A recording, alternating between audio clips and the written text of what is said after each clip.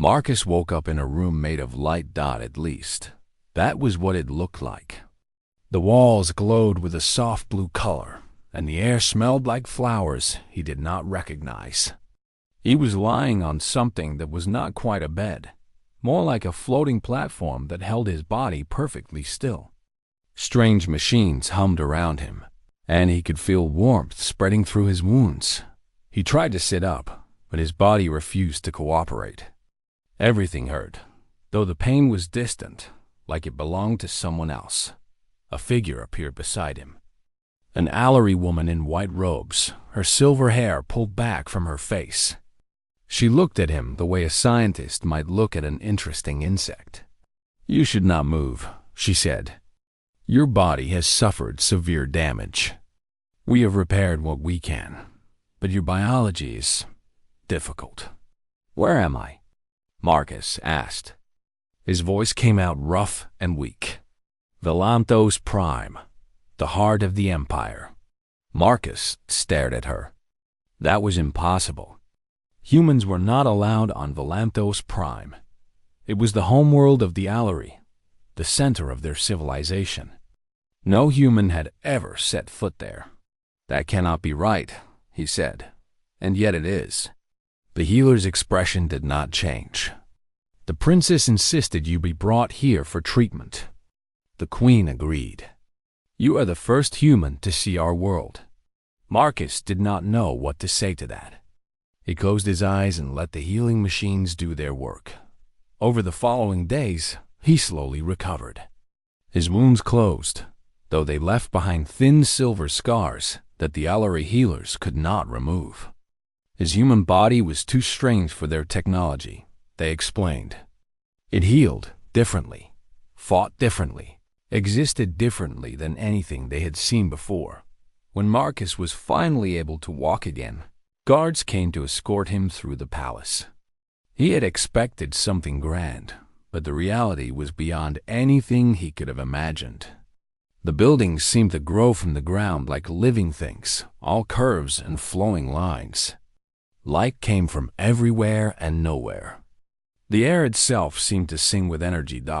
And everywhere he went, Allery stopped to stare at him. He understood their looks. He was a creature from a primitive world, a member of a species that had only discovered fire a few thousand years ago. To them, he must have looked like a cave dweller walking through a museum. The throne room was the most beautiful and terrifying place Marcus had ever seen. It stretched upward forever, the ceiling lost in clouds of golden light.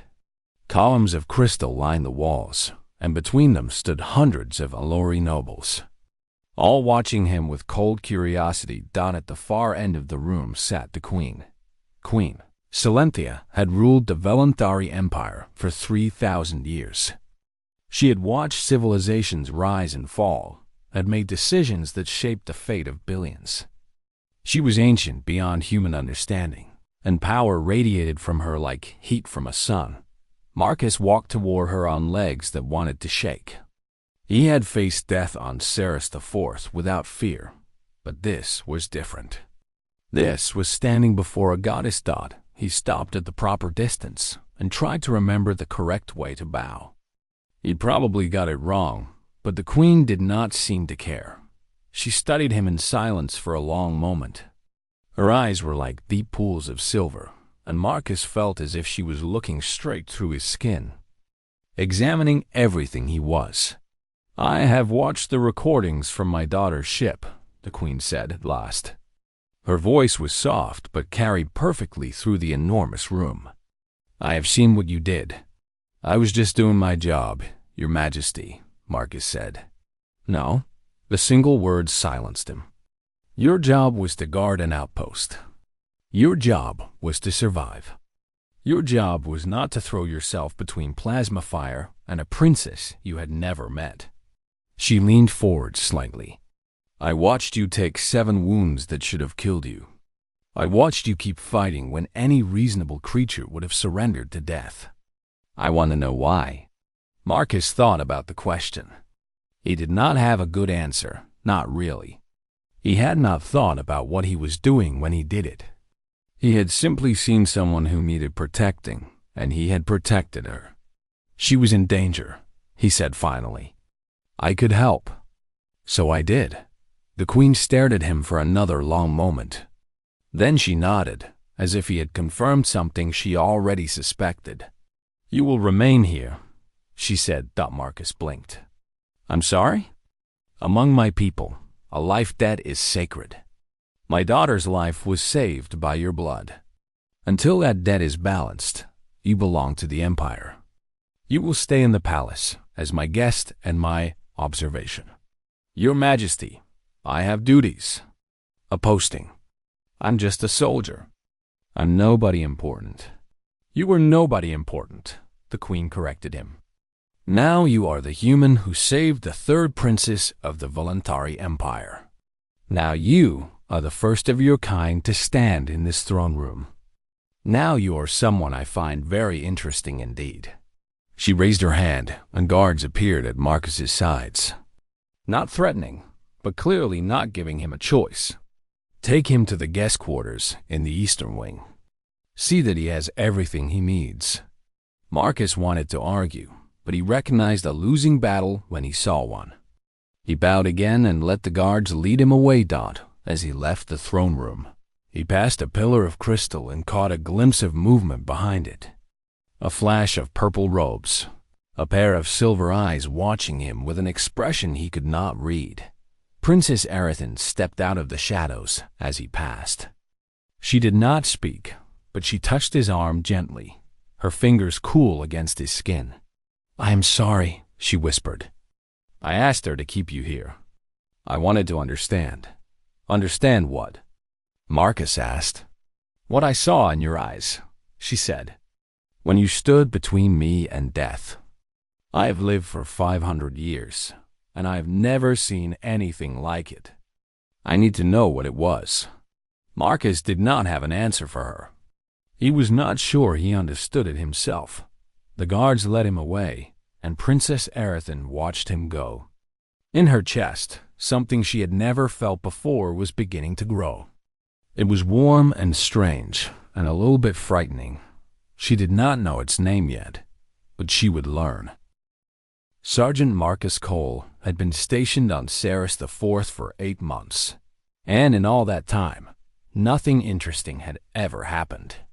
The planet was a dusty border world at the edge of the Voluntary Empire, home to a small human diplomatic outpost that nobody cared about. Marcus and his squad of 12 soldiers spent their days running patrols, checking equipment, and trying not to die of boredom. The Voluntary Empire was ruled by the Alari, an ancient species who had traveled to stars for longer than humans had existed. They were tall and graceful, with silver hair and eyes that seemed to hold the light of distant suns.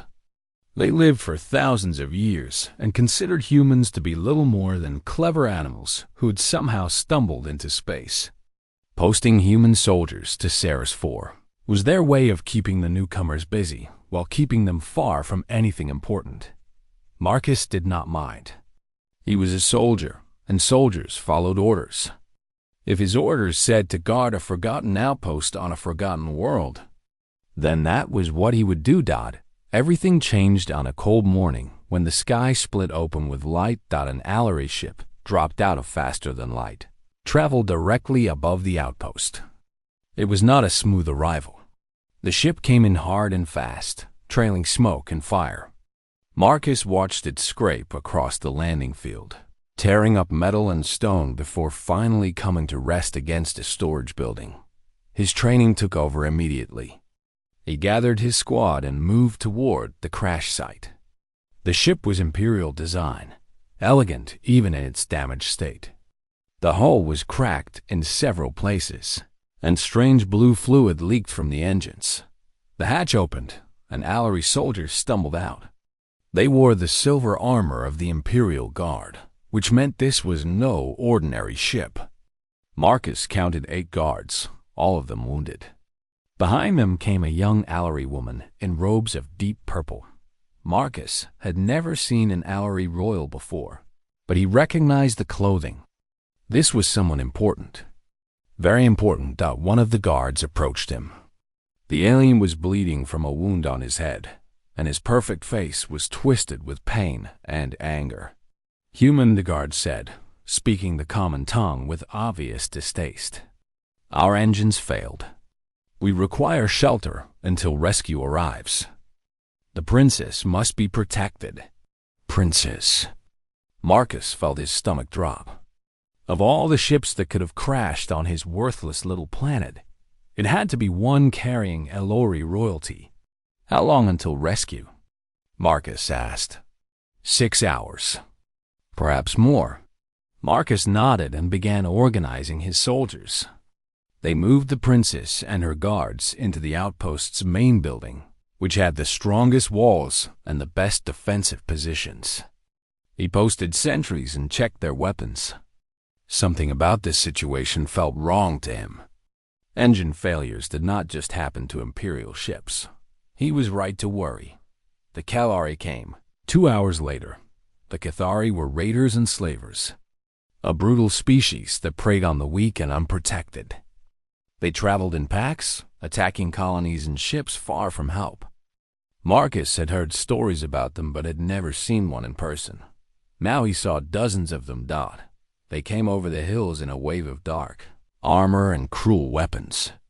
Their faces were hidden behind masks that made them look like demons from old Earth legends. They moved fast, faster than humans, and they showed no fear. The first volley of plasma fire killed 2 of Marcus's soldiers. Before anyone could react, everything became chaos. The Alary guards moved to protect their princess, forming a wall of silver armor around her. They fought beautifully, their movements like a deadly dance. But there were too many Cathari, and the raiders had come prepared. They carried weapons designed to overload Alary shields, and one by one, the elegant guards began to fall.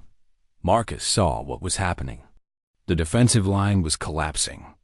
In minutes, the Cathari would reach the princess, and she would either die or become a slave. Neither option was acceptable, though he did not think about what he did next. He simply acted. Cover fire! He screamed at his remaining soldiers. Everything you have. Then he ran. He sprinted across the open ground toward the princess, bullets and plasma bolts filling the air around him. An Alary guard fell beside him, a smoking hole in his chest. Marcus jumped over the body without slowing down. The princess stood frozen, her silver eyes wide with terror. She had probably never experienced real danger in her entire long life. Marcus grabbed her arm and pulled her toward the extraction point, a reinforced bunker on the far side of the compound. A plasma bolt hit his shoulder. The pain was incredible, like being stabbed with a burning knife. Marcus stumbled, but did not stop. He kept moving, kept pulling the princess forward. A Cathari raider appeared in front of them, blade raised to strike. Marcus shot him in the face with his sidearm and kept running. Another bolt hit his leg. He fell to one knee, and the princess nearly went down with him. He forced himself back up. The bunker was close now. So close. A blade came out of nowhere, aimed at the princess's throat. Marcus threw himself in front of it. The weapon cut deep into his arm, scraping against bone. He screamed but managed to fire his weapon again, killing the attacker. They reached the bunker. Marcus shoved the princess inside and turned to face the oncoming raiders. His shoulder was burned. His leg was barely working.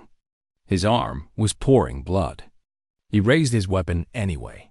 He would not let them pass. The next few minutes were the longest of Marcus's life. He fired until his weapon ran dry, then picked up a fallen rifle and fired that too. Cathari bodies piled up in front of the bunker door. More wounds appeared on his body. A cut across his chest. A burn on his side. Something sharp in his back. He stopped counting after 7. When the rescue ships finally arrived, Marcus was still standing in the doorway. His body was broken in a dozen different ways, and his blood had formed a pool around his feet. But he was still standing, still holding his weapon. still protecting the princess. Behind him, the Kethari had stopped trying to get past him. The Allery rescue team found the princess unharmed, hidden behind the body of a human soldier who should have been dead 10 times over. She was holding his hand, whispering words in her own language that meant, "Thank you, and please do not die, and I am sorry."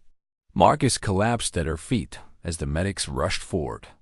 His vision went dark, but before it did, he saw the princess's face above him. Her silver eyes were filled with tears. He had never seen an Allery cry before. The Dadak was beautiful. Then there was nothing but darkness. 3 weeks passed, and Marcus became a strange kind of celebrity in the palace. The Allery did not know what to make of him. Some treated him like a pet, speaking slowly and using simple words as if he could not understand their language. Others avoided him completely, as if his humanity was a disease they might catch. A few watched him with something like fear in their ancient eyes. Marcus ignored them all. He had been a soldier his entire adult life, and he knew how to endure uncomfortable situations. He kept to himself, exercised in his quarters, and waited for the Queen to grow bored with him and send him home. Then Commander Vetheran came to visit. Vetheran was the head of the Queen's personal guard, a warrior who had been fighting battles since before humanity discovered agriculture. He was tall even by Alara standards, and his silver armor was covered with symbols that represented his many victories. He looked at Marcus the way a lion might look at a mouse that had accidentally wandered into its territory. "I wish to test you," Vetheran said. "In the training yard. A friendly match to see what a human soldier is capable of." Marcus recognized the challenge for what it was. The commander wanted to put him in his place, to remind everyone that one lucky battle did not make him equal to the Allery. "I accept," Marcus said. The training yard was a beautiful open space surrounded by viewing platforms. By the time Marcus arrived, word had spread through the palace, and dozens of Allori had gathered to watch. He saw Princess Arathan among them, her face carefully blank. Vetheran waited for him in the center of the yard. He held a practice sword, a weapon that could bruise and cut but would not kill. He tossed an identical weapon to Marcus. "First to yield," the commander said, "or first to be unable to continue." Marcus nodded and raised his sword. He lost the first match in under 10 seconds. Vetheran moved like water, like wind, like something that was not quite real. Before Marcus could even swing his weapon, he was on his back with the commander's blade at his throat. "Again," Marcus said, climbing to his feet. He lost the second match almost as quickly, and the third, and the fourth. Vetheran was faster than anything Marcus had ever faced, stronger too.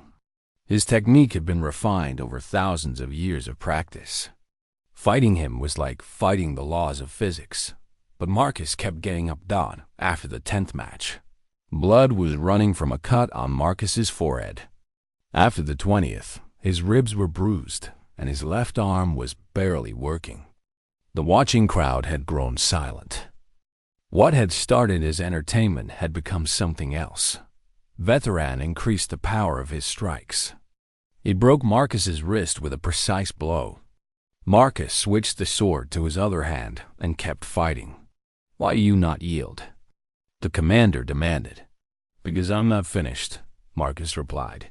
He lost the 25th match with a broken wrist, 3 cracked ribs and a face covered in blood. He lost the 30th match barely able to stand. He lost the 35th match with tears streaming down his face from the pain. But he never yielded. Finally, Vetheran stepped back. Something in his expression had changed.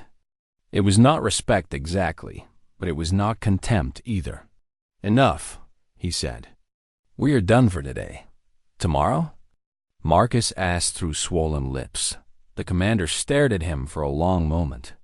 "Tomorrow," he agreed. The crowd dispersed in whispers. No one was laughing at the human anymore. Princess Arathan began visiting Marcus during his recovery periods. At first, she told herself it was duty. He had saved her life, and she should understand why. But as the days passed and their conversations grew longer, she realized the truth was more complicated. Marcus told her about Earth. He told her about human history, about the wars and plagues and disasters that had shaped his species. He told her about how humans had nearly destroyed themselves a dozen times before finally reaching the stars. He told her about his family, his friends, the small moments of joy that made his short life worth living. Your species has only existed for a few 100,000 years, Arathan said one evening. You have only been in space for a few centuries. And yet, you have accomplished so much. We have lived for millions of years, and we have stayed the same. Maybe that's because you have all the time in the world, Marcus said. We don't. Every day matters for us, every hour. We can't afford to wait. Arathan thought about this. She was 500 years old. She would probably live for another 10,000 years if nothing killed her. And yet she had never felt the kind of urgency that seemed to drive this human. Are you not afraid? She asked. Knowing that you will die so soon? Marcus smiled. It was a sad smile, but there was warmth in it. Everyone dies, princess. Even your people, eventually. The difference is that we know it's coming. We can see the end of the road, so we run faster. That sounds exhausting. It is. But it's also beautiful. Every sunset matters when you know you only have so many left to see. Arathan had watched 1,000,000 sunsets in her life. She could not remember any of them.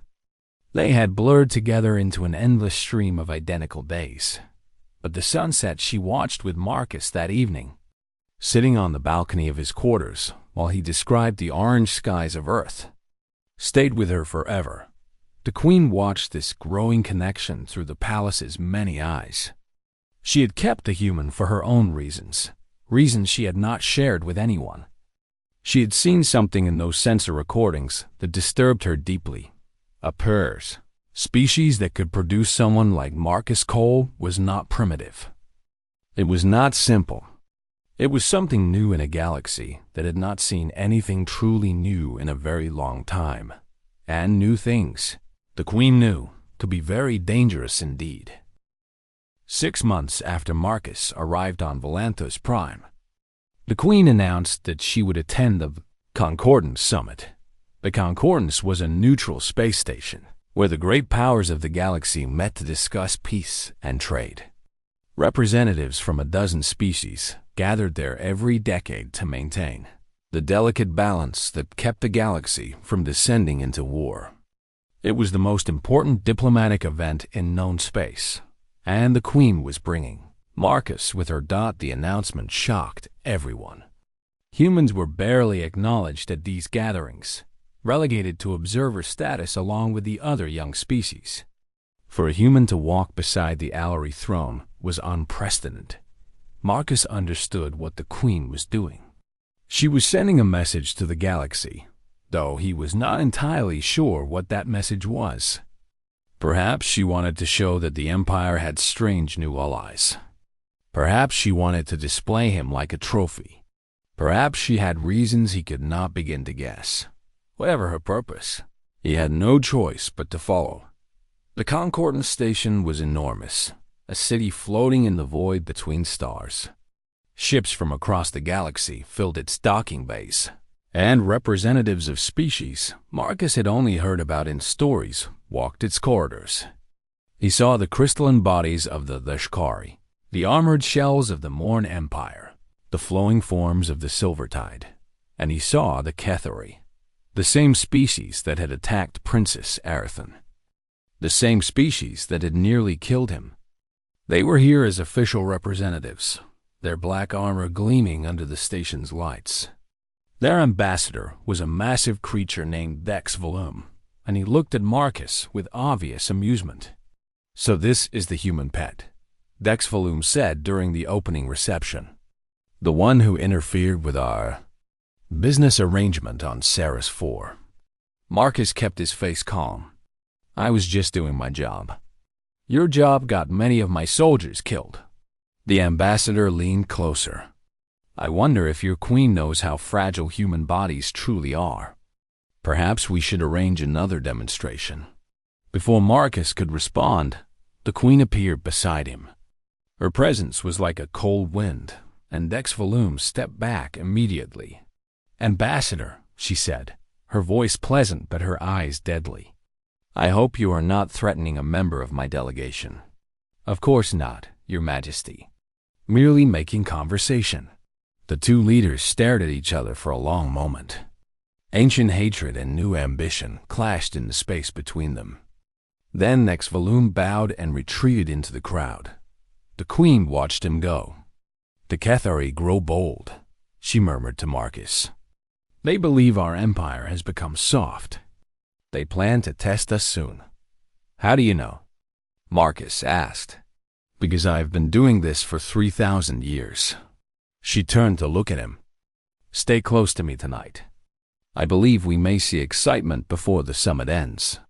She was right. The attack came during the formal dinner. The station staff moved among the guests, serving food and wine. No one noticed that several of them moved differently than before, their faces slightly wrong, their eyes too dark. Shapeshifters. The Cathari had smuggled assassins onto the station by replacing innocent workers.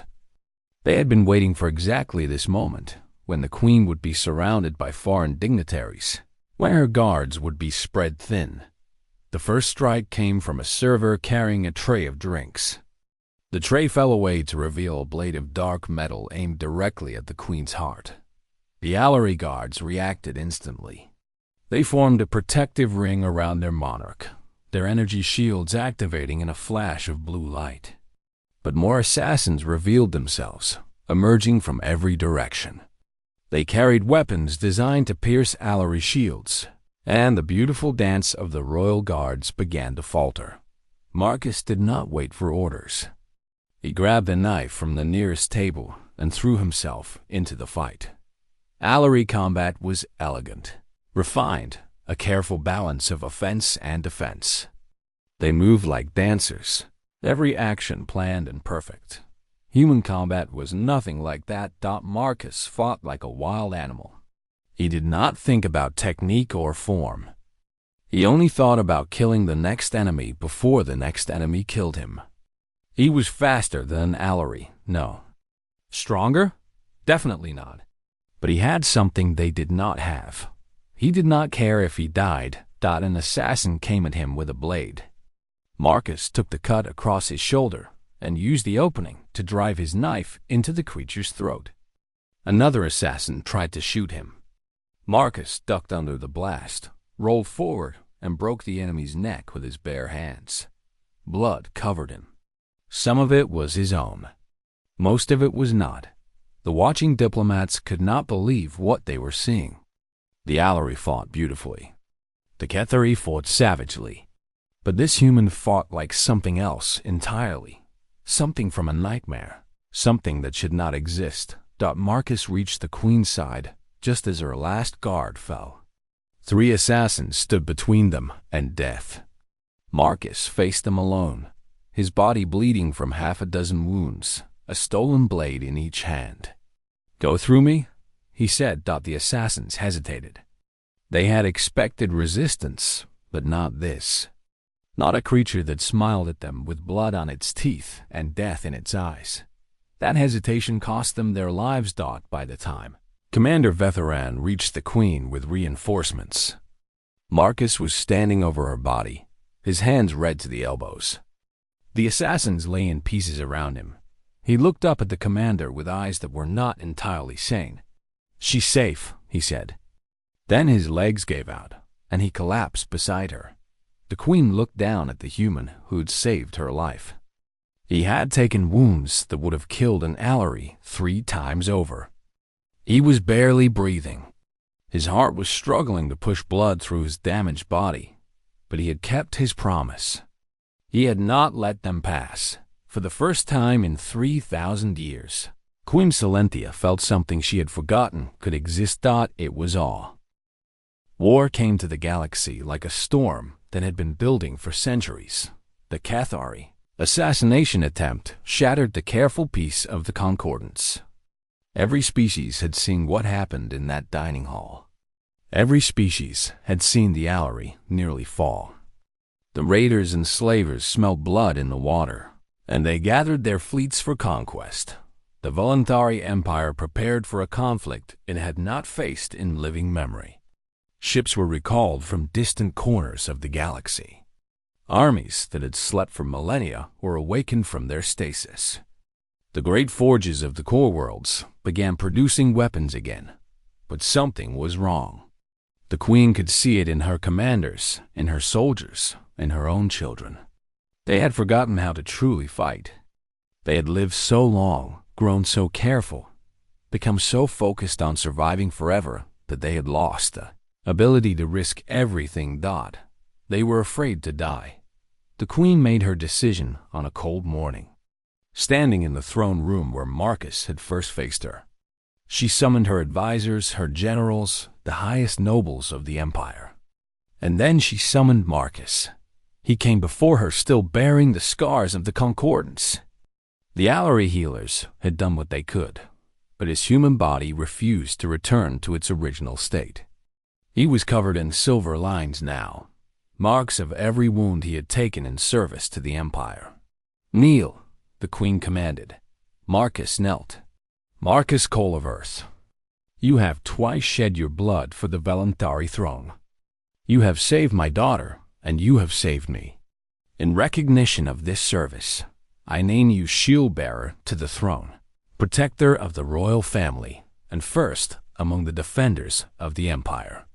The room exploded in shocked whispers. The title of shield-bearer had not been granted in 10,000 years. It had never been granted to anyone outside the Allori species. "Your Majesty," one of the generals protested, "he is human. He cannot possibly serve in such a role. He will be dead in decades." "Yes," the Queen said. "He will. That is precisely why he is perfect for it." She stepped down from her throne and stood before Marcus. Despite his kneeling position, she was only slightly taller than him. She looked into his eyes, and he saw something there he had never expected to see in an immortal being: hope. "My people have forgotten something important," she said, speaking now to the entire room. "We have lived so long that we fear losing what we have. We calculate every risk, measure every action against the possibility of death. But this human taught me something I had forgotten." She reached down and lifted Marcus's chin so everyone could see his scarred face. "Some things are worth dying for, and the willingness to die is what makes the living meaningful." She turned to her generals. "This human will train our forces. Not in technique, not in strategy. Those things we know better than any species in the galaxy. He will teach them something else. He will teach them how to stop being afraid." The training began immediately. Marcus did not try to make the Allery fight like humans. That would have been stupid. Their techniques were superior, their bodies more capable, their experience infinitely greater. Instead, he taught them philosophy. He gathered squads of warriors and told them stories about human history. He told them about soldiers who had charged into impossible odds. He told them about firefighters who ran into burning buildings. He told them about parents who died protecting their children. "You live for thousands of years," he told them. "That is a gift beyond anything my species can imagine. But it has cost you something. You have forgotten that death is not the enemy. The enemy is living without purpose. The enemy is existing without meaning." Some of them did not understand. Some of them thought he was insane. But some of them listened. And those who listened began to change. Princess Arathin came to him the night before the first major battle. The Cathari fleet was approaching the border world of Vesa III, and the Imperial forces were preparing to meet them.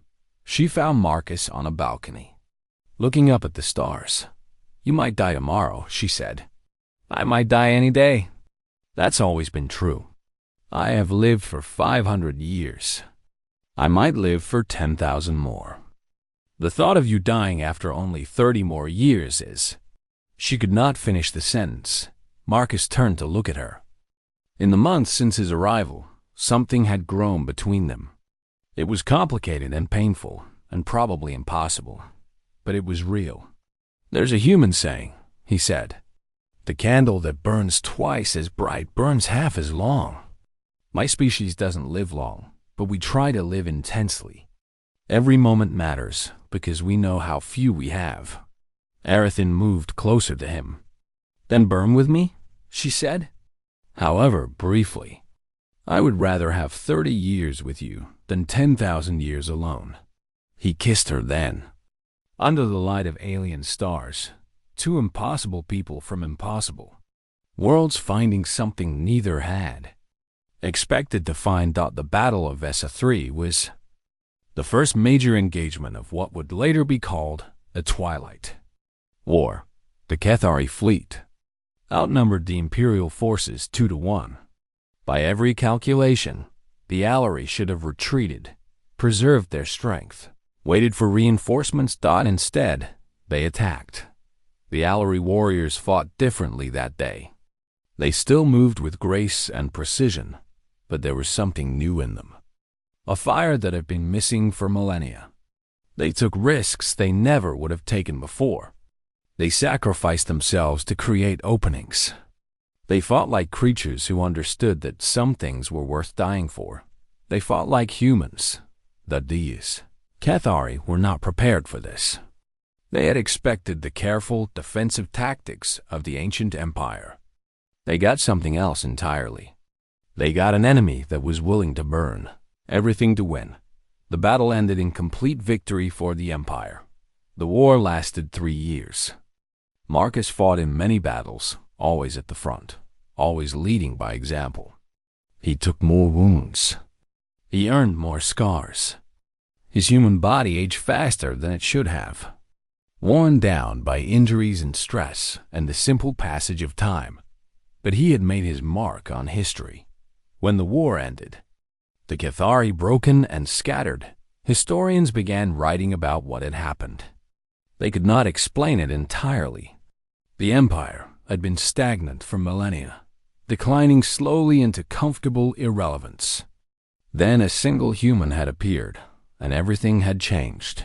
Not because he was stronger, not because he was smarter, but because he reminded an ancient civilization what it meant to truly live. Marcus Cole died 32 years after he first arrived on Volantos Prime. He was 70 years old, ancient by human standards, but an infant by Alari measure. Princess Arethin, now Queen Arethin after her mother's voluntary abdication, held his hand as his heart finally gave out. She did not cry. She had learned from him that death was not something to mourn, but something to accept. He had lived more in his 70 years than most Alari lived in 10,000 in her private chambers. The old Queen Silentia kept a crystal containing drops of Marcus's blood. The blood he had spilled to save her daughter, and then to save her. She had ruled for over 3,000 years and would advise her daughter for 3,000 more, but she would never forget the 30 years she had spent watching a human teach her people how to live on Earth. In the small town where Marcus had been born, they built a statue. It showed a man with scars on his face and fire in his eyes, standing between the stars and the world he had left behind. The inscription at the base was simple. He burned so bright, the galaxy remembered his flame. And it did forever.